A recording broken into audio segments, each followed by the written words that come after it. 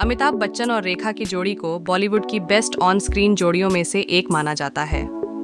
फिल्मों में अमिताभ और रेखा की केमिस्ट्री जितनी धमाकेदार थी, सेट्स पर भी दोनों की काफी नजदीकियां देखने को मिलती थीं। जया बच्चन को ये बात अब चुभने लगी थी। ऐसे में जया बच्चन इस ओर खास ध्यान देने लगी थीं। तभी रेखा और अमिताभ बच्चन की नजदीकियों के चर्चे अखबार की सुर्खियां बनने लगे।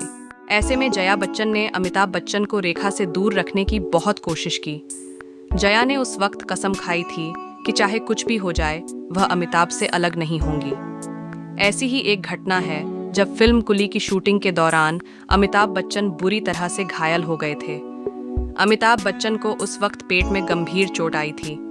अमिताभ अस्पताल में उस वक्त इतने सीरियस थे कि वह जिंदगी और मौत के बीच झूल रहे थे। उस समय पूरा देश उनकी सलामती की दुआ कर रहा था। वहीं रेखा भी अमिताभ बच्चन की एक झलक देखना चाहती थीं। ऐसे में वह मुंबई के ब्रीच कैंडी अस्पताल में उन्हें आकर देखना चाहती थीं। लेकिन जया बच्चन उस वक्त नहीं चाहती थीं कि रेखा अमिताभ बच्चन को देखने अस्पताल आएं। ऐसे में जया बच्चन ने एक कदम उठाया। हालांकि फिल्म इंडस्ट्री से ऐसे कई सारे जाने माने लोग थे जो बिग बी को मिलने अस्पताल आ रहे थे, लेकिन जया सिर्फ रेखा को ही अमिताभ से मिलने नहीं देना चाहती थीं।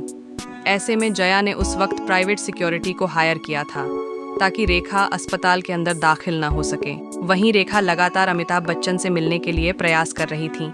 रेखा तब अलग अलग तरीके ढूंढ रही थी ताकि उन्हें अमिताभ बच्चन की एक झलक देखने को मिल सके। ऐसे में रेखा को अमिताभ से मिलने का रास्ता मिल ही गया। सिक्योरिटी बहुत टाइट थी। ऐसे में रेखा ने इस बात का ध्यान रखा और सफ़ेद साड़ी पहनकर सुबह तड़के अस्पताल पहुंच गईं। रेखा के सफ़ेद साड़ी वाले लिबास के कारण सिक्योरिटी उन्हें पहचान न पाई। जब रेखा ने अमिताभ को देख लिया और सुनिश्चित कर लिया कि वह अब ठीक हैं, तब रेखा वहां से चली गई। वहीं जया को जब इस बारे में पता चला, तब तक काफ़ी देर हो चुकी थी।